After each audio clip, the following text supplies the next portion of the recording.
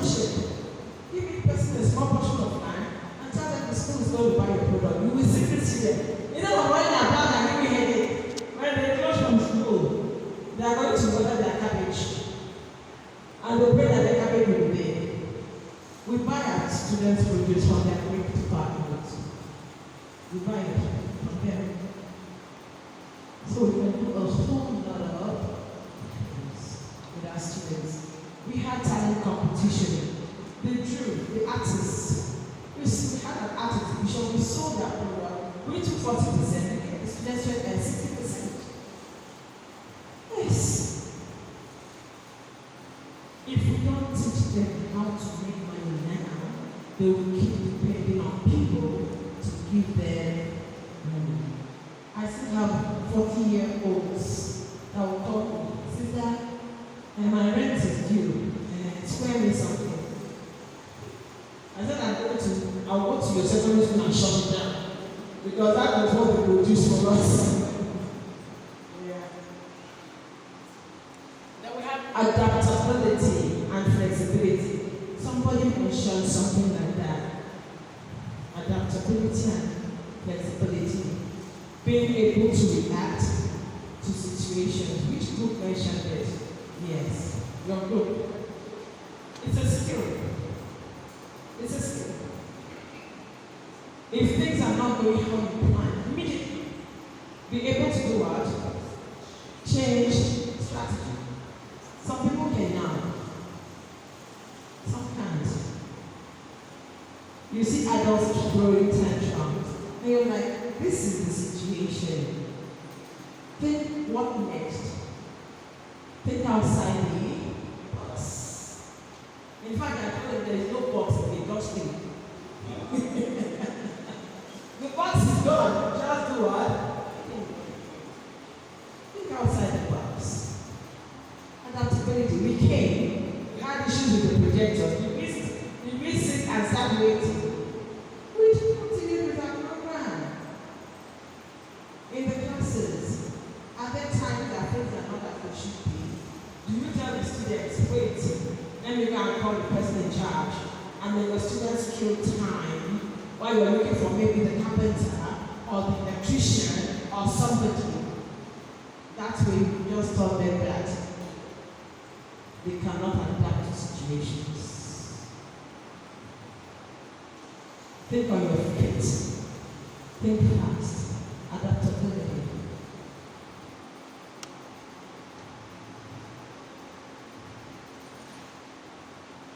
We have adults that can never be flexible. They are at this.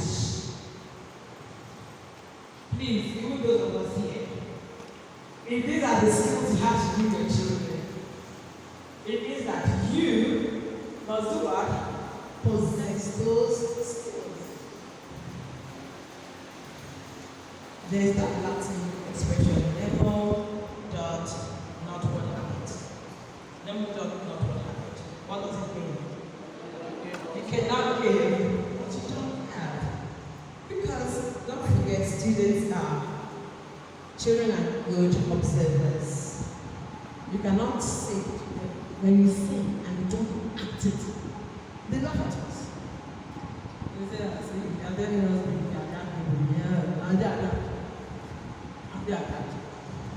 and you see them misbehaving because we don't match our actions with our words. So when we teach them, let's be authentic. Do what you preach. Do what you preach. Are you a good communicator? Are you a teacher that makes blunders when you talk? My students would learn to do this. You know what it is?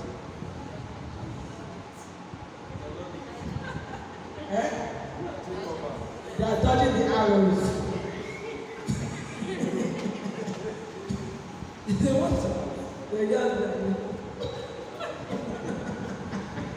And they're speaking about making mistakes, grammatical errors. You say again, you say, and he did this. Who is he? Who is she? The students will just talk. You dodge your grammatical arrows. And tomorrow you want them to respect you. No,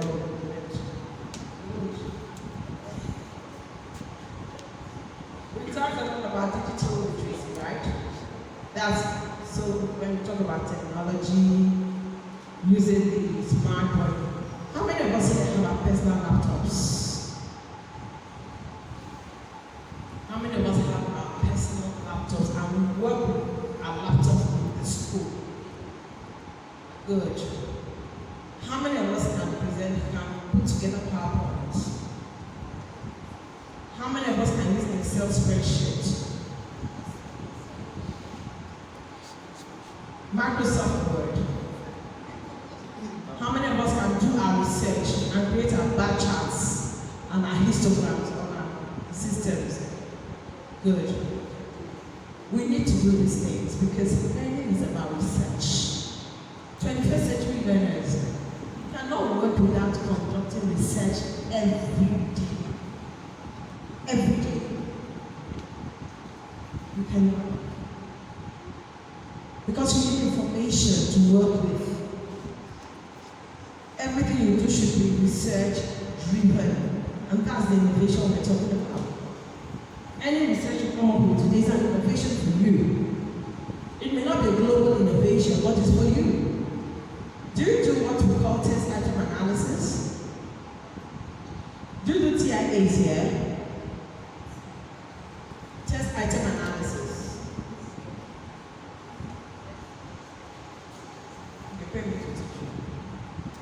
Test item analysis is something, it's just after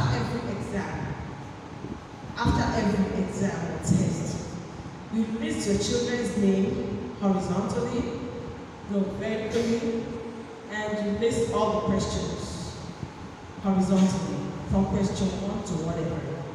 And you color code their performances on those questions. If they fail it, you color code it red. If they pass it, you color code yellow. If they score half mark, you color code green. By the time you finish your color codes, you're seeing trends. Because it is the trend that will give you your information. It's the patterns that occur that will guide you what to do next. And it helps your critical thinking and reasoning and analysis. Their scores should not just sit in their report cards. A child scores 80. What does it mean? What does it mean? Did she do well? Could she have done better? Compared to her scores from previous years, where is she? Research. Apart from giving our children the skills, we too need to be seen to be doing it. We're doing a minor research because every staff has a target, conduct a research once a term. And you see them thinking, what research do we do? Yesterday, people came to my office.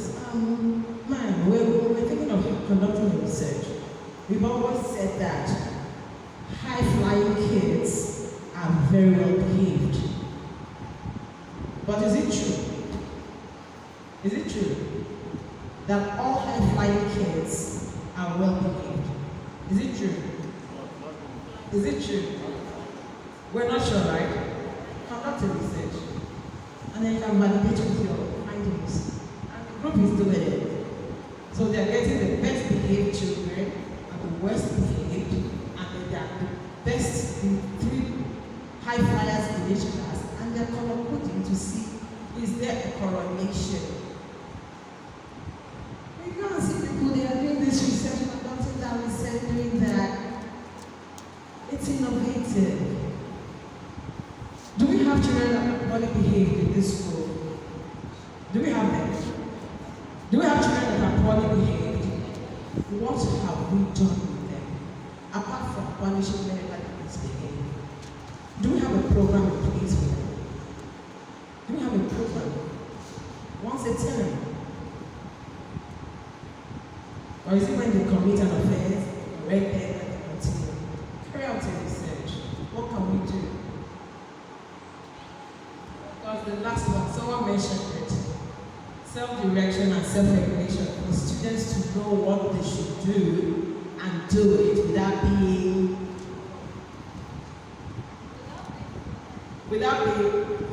told. It's a skill. And it's called self-direction and self-regulation. It's a skill to direct yourself and to be able to do what you should do when you should do it. Many adults have not even achieved it. Some people persistently come late to work, but they hear they'll query. They'll come early. Some will not submit their lesson plans when they should, but they then give a query, they see that it's not something that you do your work. Do it to the standard it should be. If you should submit something every week, make sure you do what? Submit it. Help our children. Have rules in the class. And stick to these rules. Be consistent with them. Their books, how should they present it to you? Do they read with their free hand or with their rulers? Are their books very good from the beginning of the term to the end of the term? Do their books tear and we accept that mark?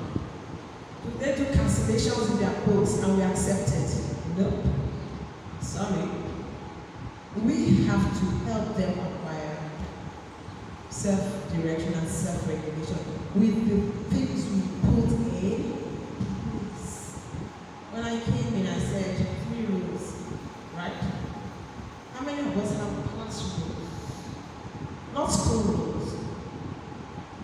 Class rules. Me as an English teacher, I have my rules. When I come into the class, my students know what to do. I don't come into the class before anybody. Once I'm in the class, don't enter my class. I was an English teacher in the girls' daughter, Obasanjo School. My students, once it was time for them, I could see me going down. But some teachers, I'm looking for them. He had CA, he didn't know his CA.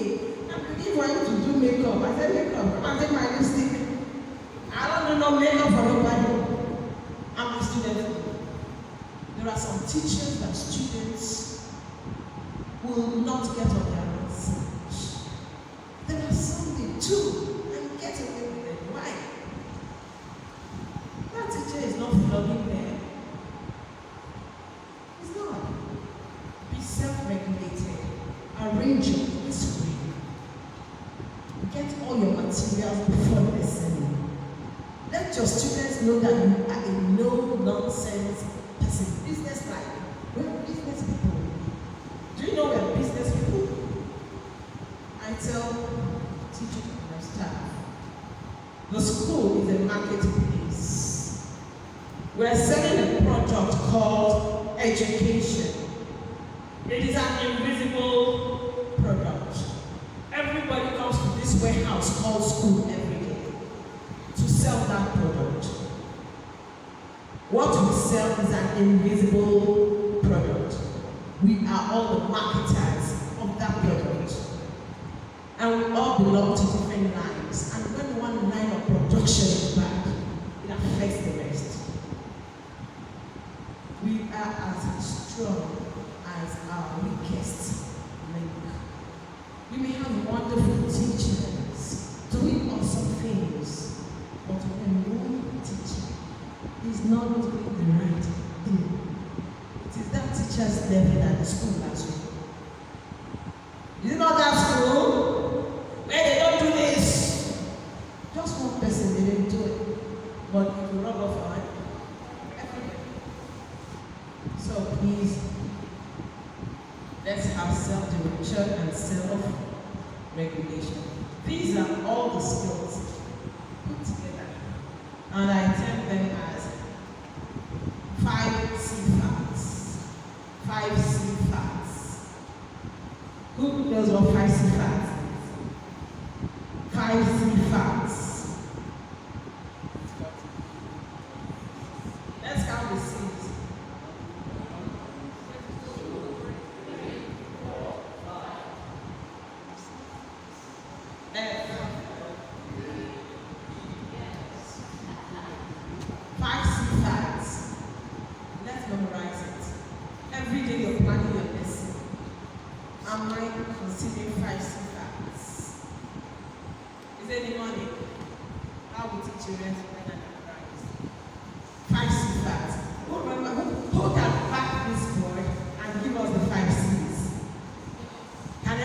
try it.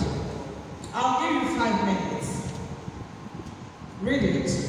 You stand like this, and you give us 5 seconds. And your recharge card is waiting. I promise your recharge card. What each of the networks? MTN.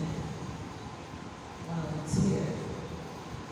So here is your MTN recharge card. And somebody at the back also won a recharge card. Here's the person. Which network? MTN.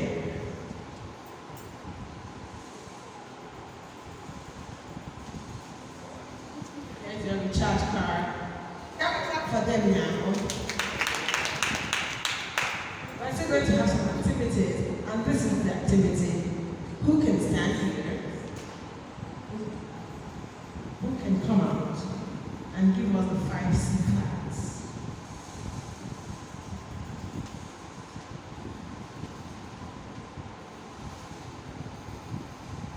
Who wants to try?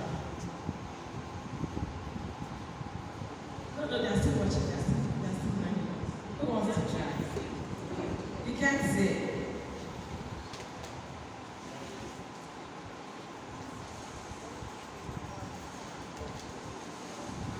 5 minutes.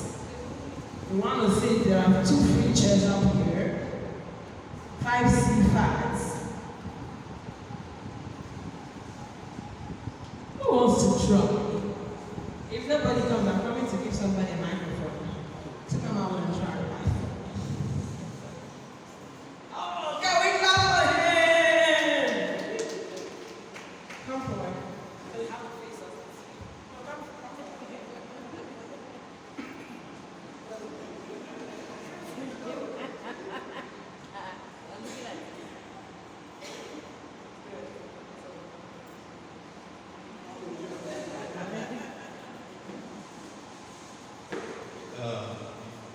Thanks keys, 5C facts, critical thinking and problem solving, communication and presentation skills, cultural awareness,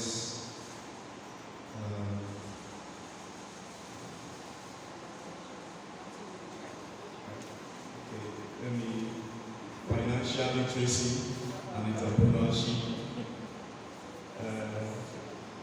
adaptability and flexibility, digital skills,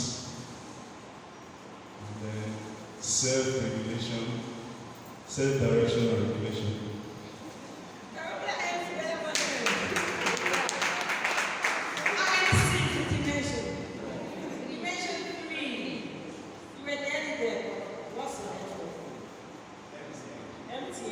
I think the last thing I had, others was going to take you at Airtel. 87. Well done.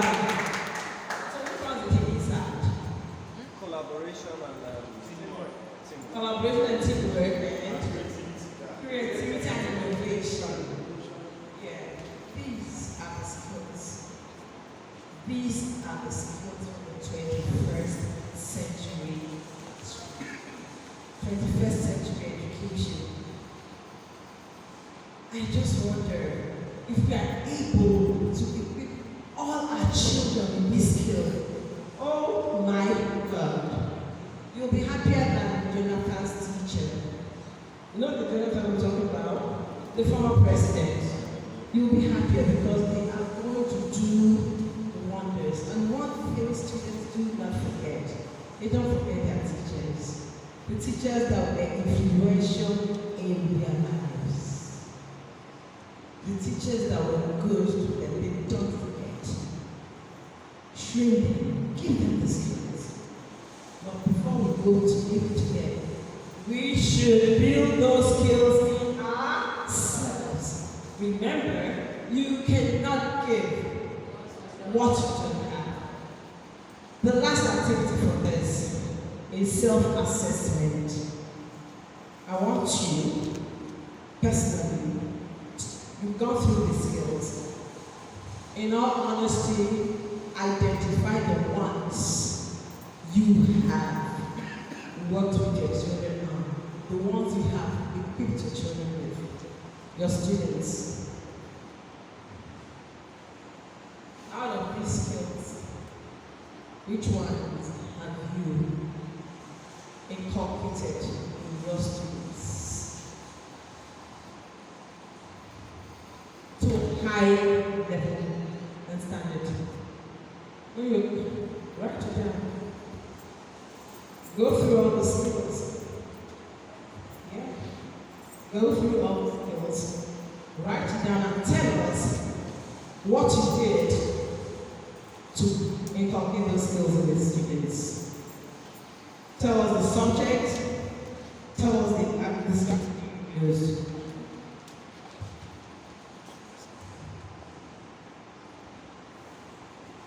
Write it down, and we're going to share ideas.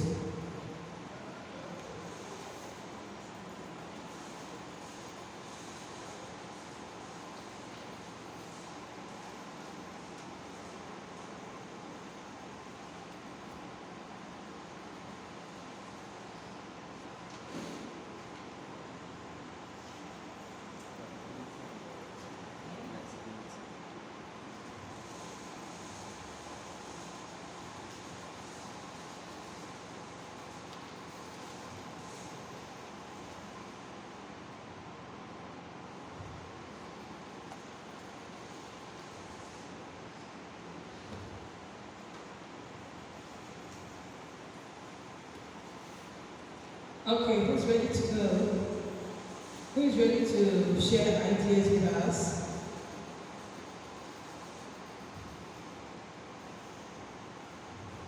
Now look through those skills. Which ones have you worked with? Which ones are you sure your students have impact? And how did you get them to impact them?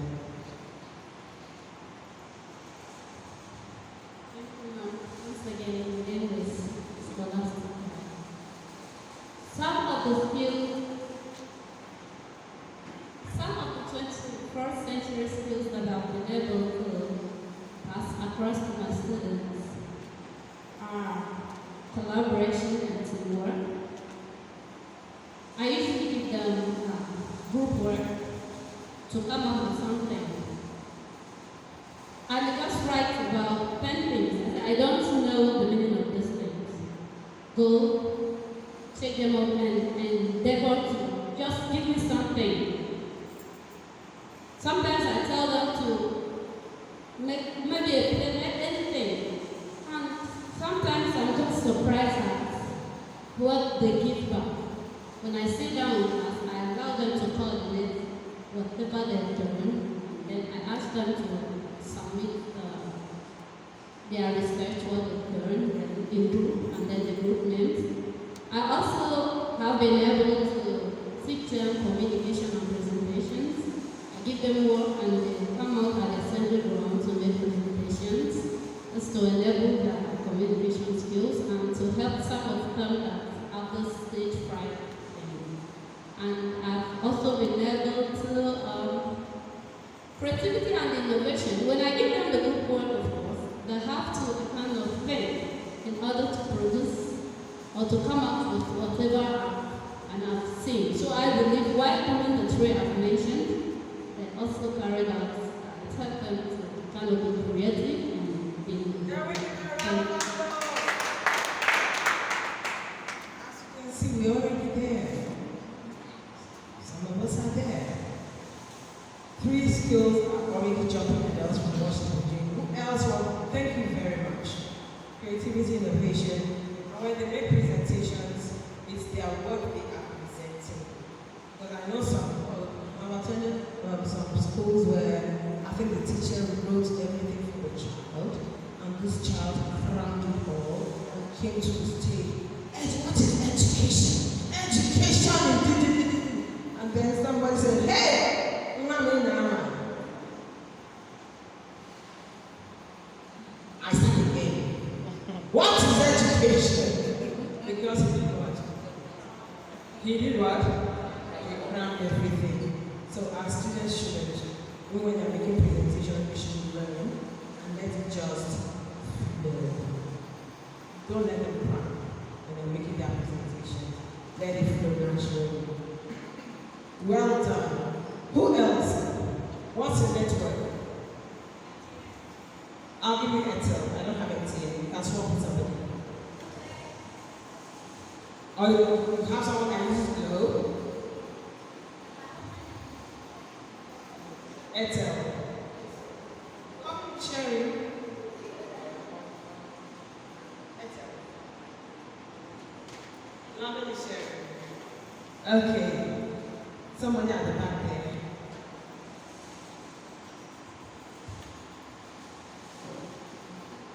Mr. Joseph, first is critical thinking and problem solving.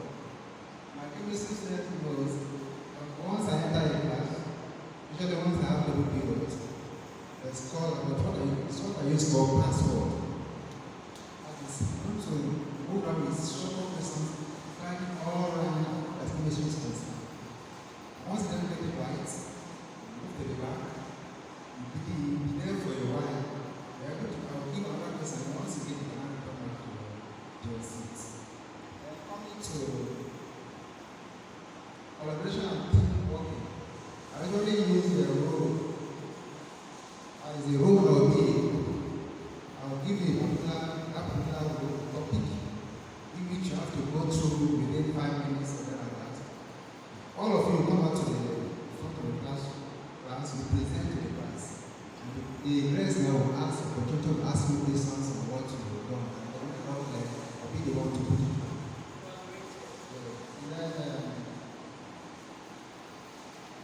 The other one is creativity and innovation. Most often, like the last assignment I gave the SS1, it was a complete past question from why I printed out and I gave it to them to go and solve. From that, because what I've done them already, even they have to apply. Because most of the questions will not be as exactly as it is to you. So they were able to. Yeah? But I'm starting to them to go and make research.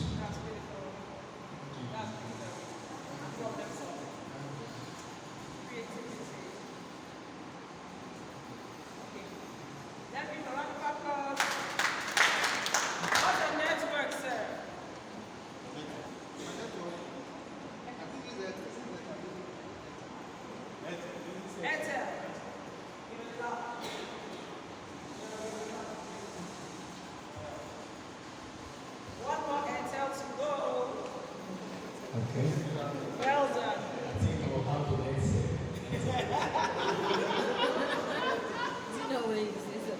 Okay. Looking at some of the first century skills, I identified 4 which I have been able to practice. The first one is the critical thinking and problem solving. I did service and house language. In various ways, I've been able to carry out this particular aspect by putting across applied questions to the students, an abstract question, not really concrete, something that was poured into deep thinking. Even in the recent resumption test, I did that. My HOD will testify to that. HOD, please testify. Yes. I'm joking. Very good.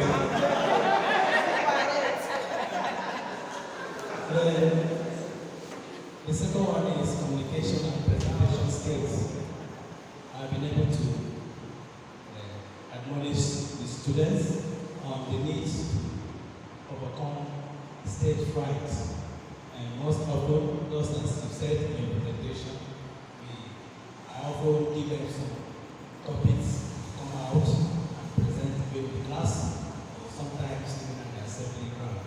Thus, to encourage other students who may be lost in that tension of stage fright. Then the third one is adaptability and flexibility. In my own way, try to cope some of the attitude of the students, most especially when they resume from holidays. You discover they find it difficult to acclimatize. So you need to bring them back to the classrooms in order to make them understand whatever you have to pass across to them. And the need for them to also adapt and be flexible, because the society we find ourselves today can amount to anything. So I do educate them in that regard too, because they may find themselves in environment tomorrow where the parents and the teachers will not be there. So they need to be flexible so that whichever environment they find themselves, they can acclimatize and fit in accordingly. Then the fourth one is self-direction and self-regulation. I tag my own as the use of initiative. Not necessarily that a teacher have to give you instruction before you comply to certain things as a student. So on your own, can you go for